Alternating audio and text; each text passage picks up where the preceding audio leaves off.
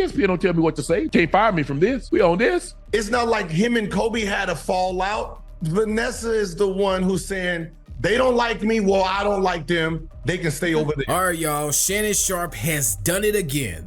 Fired from ESPN.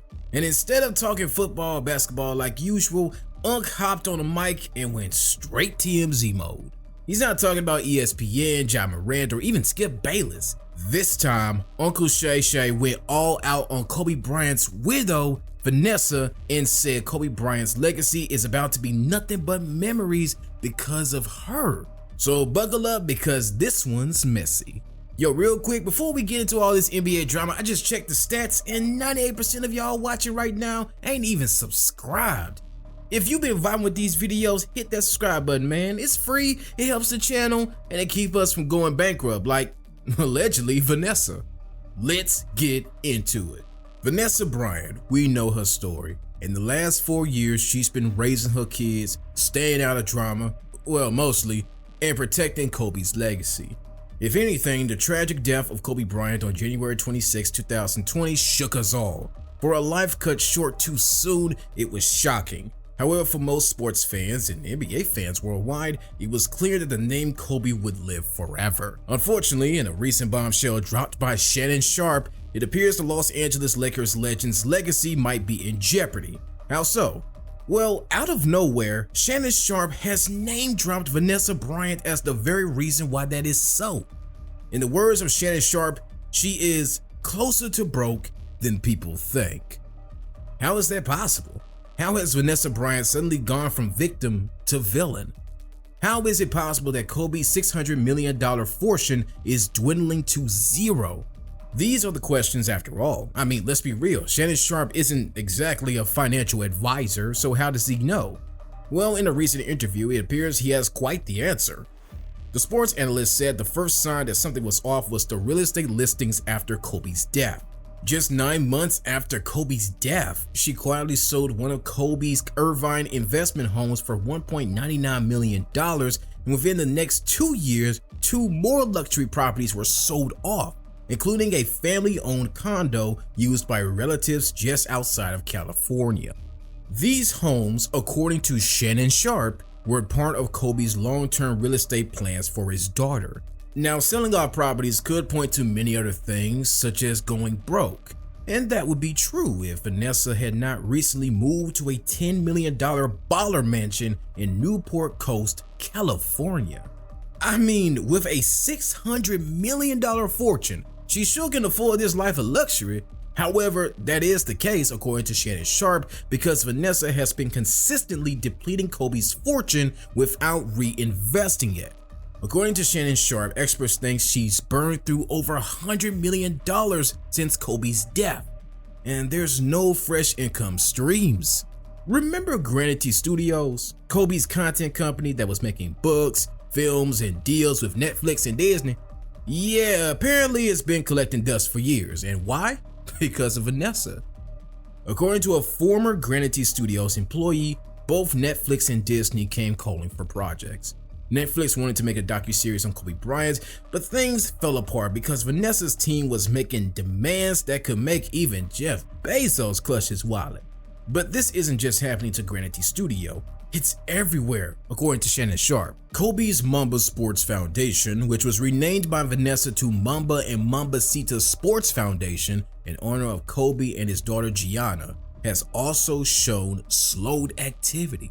Tax reports show a steep decline in funding year over year, and corporate sponsors have quietly backed away. And then there's the Nike team. Kobe, when he was alive, wanted his shoes to be affordable for kids. You know, not everyone can drop $300 for sneakers. But insiders say Vanessa wanted premium pricing and limited releases. According to industry insiders, Vanessa has been difficult to work with as she has constantly made demands that Nike executives found unreasonable. The result of all these? Well, let's just say millions of dollars in revenue loss. Kobe was known as a notorious disciplined spender. Even at the height of his career, he avoided reckless purchases. He invested in business, content, and charities. Well, Vanessa, she has been the polar opposite. She has been more live for today, worry tomorrow. Vanessa is not only selling off legacy properties to fund a more expensive one, but she is living the life of luxury with no apparent reinvestment into his business vision or brand growth. So much so that financial experts say if this pace keeps up, the Bryant estate could be broke in less than a decade. It's been a nightmare since Kobe died, and unfortunately, Kobe's wealth and legacy aren't just crumbling under Vanessa's lavish spending and lack of investment, but under legal bills. The name Kobe right now is buried in lawsuits. Vanessa has been in way too many lawsuits since Kobe died. She has been in a lawsuit parade. Just a year after the Hall of Famer died, Vanessa got sued by her own mother. Y ya después ella me dijo, necesito. Sophia Lane didn't just accuse her daughter of kicking her out of her home just months after Kobe's tragic passing, but also accused her of fraud in a lawsuit. Vanessa's mother claims she had worked for years without pay as a personal assistant and nanny to her daughter's family, and Kobe had promised to support her financially before his unfortunate death. At the time of the lawsuit, she wanted $5 million in back pay for the unpaid labor she offered Vanessa in caring for her grandchildren.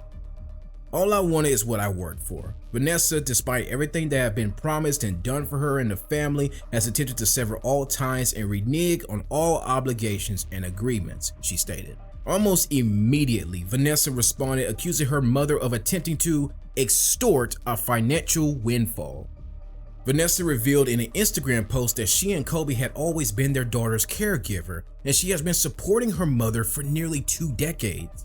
This lawsuit is frivolous, disgraceful, and unimaginably hurtful, Vanessa said before adding that earlier in the year. She was looking for a new home for her mother and has always been willing to support her mother for the rest of her life. Unfortunately, with both sides contradicting each other, there was little way of wading through the right and wrongs of what was a messy, complicated, and ultimately deeply personal family affair. Yet the court of public opinion would have been on Vanessa's side if she hadn't had the same problems with Kobe Bryant's mother. If his girlfriend knows the parents don't like him, what happens when they get married? What does the girlfriend stand, or the wife now stands?